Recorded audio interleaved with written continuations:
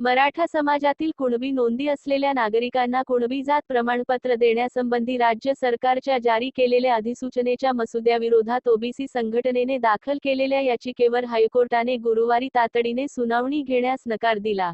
यामुळे आरक्षणाच्या मुद्द्यावर मराठा समाजाला तूर्त दिलासा मिळाला आहे।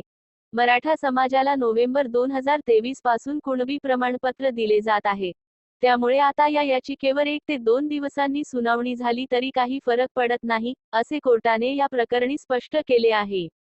मराठा आरक्षणासाठी विशेषतः मराठा समाजाच्या नागरिकांच्या सगळ्या सोयऱ्यांना कुणबी प्रमाणपत्र देण्याच्या मागणीसाठी मनोज जरांगे पाटील यांनी मुंबईत आझाद मैदानावर आंदोलन करण्याचा इशारा दिला होता। यासाठी ते लाखो लोकांच्या मोर्चासह मुंबईच्या वेशीवर पोहोचले होते। पण मुख्यमंत्री एकनाथ शिंदे यांनी कुणबी नोंद असलेल्यांच्या सगळ्या सोयऱ्यांना कुणबी जात प्रमाणपत्र देण्याच्या अधिसूचनेचा मसुदा प्रसिद्ध केला। त्यानंतर जरांगेंनी आपले आंदोलन मागे घेतले होते।